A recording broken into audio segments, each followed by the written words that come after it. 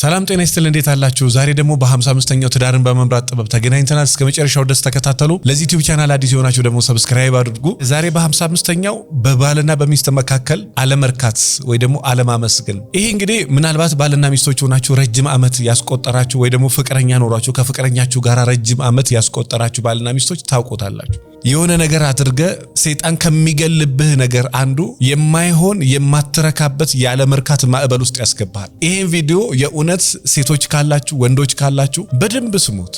ቤት ያስቀይረሃል፣ በዛ ቤት እንዳትረካ ያረጋል። ሶፋ ያስገዛሃል፣ እንዳትረካ ያረጋል። መኪና ያስገዛሃል፣ እንዳትረካ ያረጋል። ብቻ ግን ያለ መርካት መንፈስን በውስጥህ ያስገባና ምንም ነገር ቢደረግልህ አትረካም። ምንም ነገር ቢደረግል ይሄ የአጋንንት አሰራር ነው። ባይዘው አንድ ሚስት የማትረካ ከሆነ አንድ ባል የማይረካ ከሆነ በጣም የስፒሪት ነው መንፈስ ነው።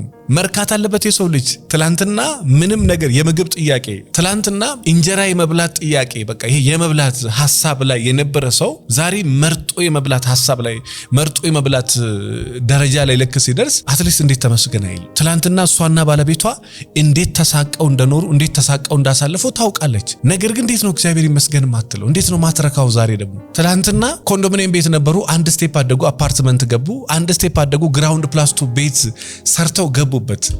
እንዴት ነው ዛሬ አመሰግናለሁ ማትለው? ትላንትና የሆነ ያህል ገቢ ብቻ ነበረ፣ ተጨናንቀ ነበር የምትኖረው። ዛሬ እንደዚያ ተጨናንቆ መኖር ቀርቶ ሚስትህም ልጆችህም አንተም ጋር ገንዘብ ችግር የለም። እንዴት ነው ታዲያ ማትረካው? እኔ የእውነት ባለሀብቶችም ካላችሁ ደሃም ይሄን ቪዲዮ በደንብ ስሙ። የእውነቴን ነው የምነግራችሁ። ምናልባት ስለ ትዳሬ መማከር ፈልጋለሁ፣ ከአቅሜ በላይ የሆነ ጫና በቤቴ አለ፣ ከአቅማችን በላይ የሆነ አለመግባባት በቤታችን አለ ምትሉ ካላችሁ ወደ መልሕቅ ጎራ ብሎ የተለያዩ ሙያተኞች አሉ።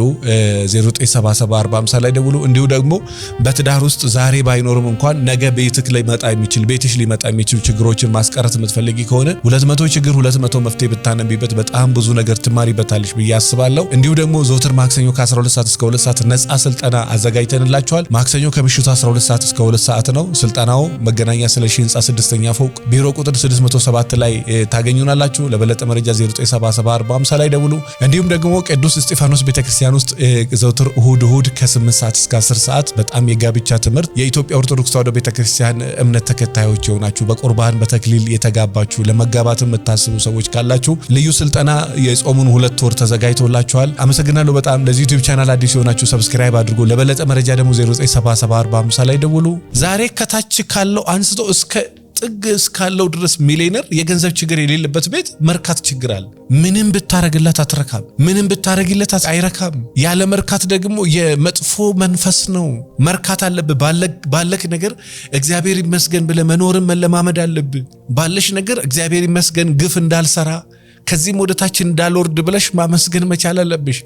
አንተም አንዳንድ ጊዜ ምናልባት ይሄን ቪዲዮ የምታዳምጠው ያላገባ ወንድ ከሆንክ ምናልባት እግዚአብሔር ይመስገን ብለህ ተረጋግተህ አመስጋኝ መሆን መቻል አለብህ። አንዱ በትዳር ውስጥ ምንም ነገር ጎሎ ሳይሆን ያለ መርካት ችግር። ምንም ብታደርግላት አትረካም፣ ምንም ብታረግለት አይረካም። ይሄ አለመርካቱ ደግሞ ለትዳር መፍረስ ምክንያት ይሆናል። የምትረካ ከሆነ አመሰግናለሁ ምትል ከሆነ ባለኝ ነገር እግዚአብሔር ይመስገን ምትል ከሆነ እመነኝ ሀብት እየበዛ እኔ ሁሌ ስማቸውን ማነሳቸው ከስተመሮች አሉ። ሁሌ ስማቸውን ማነሳ የሚገርማችሁ ከስተመሮች አሉ ማለት ያው እኔ ጋር መጡ ማለት ያናል ችግር ኖሮባቸው አይደለም፣ ግን ዋይናት እንሂድ ብለውኝ ነውና አሁን ከ8 ወር በፊት የምኖርበት ሰፈር ነበሩና በጣም ነው ቤታቸው የሚያምረው በጣም ሲበዛ እና ድንገት ሁለቱ ወጥቶ በር ላይ ድንገት አግኝቻቸው ቆም ብዬ እኔ ቤታችሁ እኮ ቤተ መንግስት ነው የሚመስለው በጣም ነው የሚያምረው ምናምን ስላችሁ ወይሷ ቀድማ ወይሱ ቀድማ እኩል ነው የሚናገሩት። የኛ ስራ አይደለም የእግዚአብሔር ስራ ነው። እኛ አይደለንም የሰራ ነው እግዚአብሔር ነው የሰራው። አዎ ከዛ በኋላ በርቱ ገና እንደዚህ የሚዋደር ሰው ደግሞ ከዚህ በላይ ገና ያድጋል ምድሪቷን ነው ይወርሳል ስትላቸው አረ ይበቃል ምን ያረጋል እግዚአብሔር ይመስገን ይሄንንም እንኳን እንኖርበትም ልጆቻችን እንጂ እኮ እኔ እኮ 44 ዓመቴ ነው ባለቤቴ 45 ዓመቱ ነው። ከታች ነው ሀብረን ያደግ ነው ከታች። አንዳንዴ እኮ መባረክ ነው አንተ ከታች ጀምሮ ሀብረው አድገው አንዳንድ ወንድ ቢሆን ዛሬ ይጠግባል። በቃ እንደዚህ ልክ ትንሽ የተወሰነች ነገር ሲሆን ጫማውን ልብሱ ምኑ ሲቀይር ጥጋብ ይመጣልና ሚስቱ ታስጠላዋለች። እንደፈለገ 30 ቦታ ልክ ሲል ይሄ ውጪ ምግብ የለበሰው ሰው የቤት ምግብ አስጠልቶት አታውቁም? ውጪ ሰውየው ምግብ እየበላ የውጭ ምግብ ለምዷል።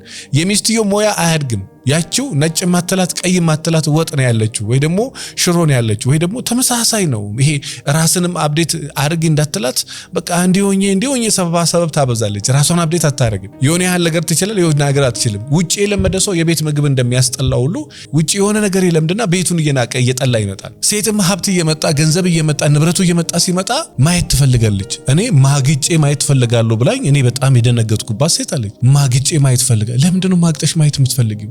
አይ እንደው በቃ አይ ዶንት ኖ ይሄንማ ልክ አይደለም ወይ ብዬ አንተ ልጠይቅ ነው የመጣሁትና ለመጠየቅ ራሱ ምን ያበቃዋል እንዴ? ልማቅጥ ብለህ ማሰቡ ራሱ አይምሮ ላይ ከመጣኮ የለህም ማለት ነው። ስለዚህ ነጥቤ ምንድነው? እሱ ያለ መርካት ችግር ለትዳር መፍረስ ምክንያት ነው። መርካትም ተለማመጂበት፣ ተመስገን ማለትን ተለማመጂበት፣ በቃኝ ማለትን ተለማመጂበት።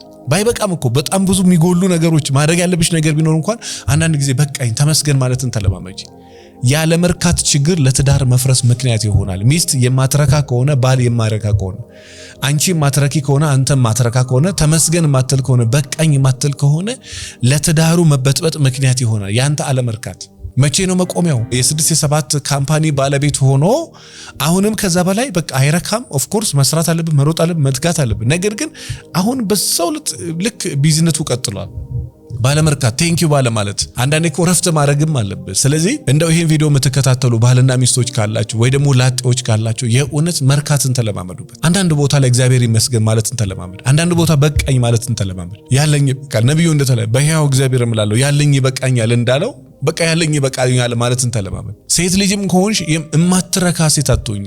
ስልክ ከተገዛልሽ በቃ እግዚአብሔር ይመስገን በይ፣ ደግሞ ትንሽ የተንፈስ። ዛሬ የዚህ ዘመን ሰው እንደማያስብልህ የምታውቀው የሆነ ነገር አድርገህለት ይሄ አልፎ ገና 1 ወር ሳይሞላ እንኳን ሌላ ነገር ያስባል። ይሄ ነገር አልፎ የሆነ ነገር አድርገህለት ደግሞ ሌላ ነገር ትመኛለች። ይሄ ነገር አድርገህላት ደግሞ የሆነ ነገር ስትል ሌላ ነገር ትመኛለች። በወንድም በኩል በሴትም በኩል እንደዛ። ስለዚህ እንደው በቃኝ ያለ ማለት ለትዳራችሁ መፍረስ ምክንያት ይሆናል። ባልና ሚስቶች ይሄን ቪዲዮ የምትከታተሉ ከሆነ በቃኝ ማለትን ተለማመዱ። በቃኝ ማለትን ተለማመጂ። አንቺም አንዳንድ ቦታ ላይ አይ በቃኝ እግዚአብሔር ይመስገን ያለኝ ይበቃኛል ነው፣ አትጨናነቅ፣ በቃኝ ይበቃኛል። ይሄን ስል በነገራችን ላይ ሁሉም አይደለም፣ በጣም ጨዋ ሴቶች ማቃቸዋል። በቃ በቃኝ የሚሉ ነው፣ አትጨናነቅ፣ አንድ ዋና ሰላም መሆኑ፣ አንተ በጊዜ ግባ፣ ተኛ፣ ረፍት አድርግ፣ ይበቃኛል የሚሉ ሴቶች አሉ። በወንድም በኩል ነው በቃ ይበቃኛል ተመስገን የሚሉ ሰዎች አሉና ላለው ይጨመርለታል ይላል መጽሐፍ ቅዱስ። ይሄ ተመስገን ለሚል በቃኝ ለሚል ያለኝ በቃኛል ለሚል እግዚአብሔር እየጨመረለት ይሄዳልና ይሄን ትንሽ አስተውሉበት ለማለት እወዳለሁ። ምናልባት ስለ ትዳሬ መማከር እፈልጋለሁ፣ ከአቅሜ በላይ የሆነ ጫና በቤቴ አለ፣ ከአቅማችን በላይ የሆነ አለመግባባት በቤታችን አለ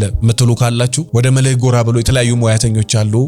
09774050 ላይ ደውሉ። እንዲሁ ደግሞ በትዳር ውስጥ ዛሬ ባይኖርም እንኳን ነገ ቤትክ ላይ መጣ የሚችል ቤትሽ ሊመጣ የሚችል ችግሮችን ማስቀረት የምትፈልጊ ከሆነ 200 ችግር 200 መፍትሄ ብታነቢበት በጣም ብዙ ነገር ትማሪበታለሽ ብዬ አስባለሁ። እንዲሁ ደግሞ ዘወትር ማክሰኞ ከ12 ሰዓት እስከ 2 ሰዓት ነፃ ስልጠና አዘጋጅተንላችኋል። ማክሰኞ ከምሽቱ 12 ሰዓት እስከ 2 ሰዓት ነው ስልጠናው። መገናኛ ስለሺ ህንፃ 6ኛ ፎቅ ቢሮ ቁጥር 607 ላይ ታገኙናላችሁ። ለበለጠ መረጃ 09774050 ላይ ደውሉ።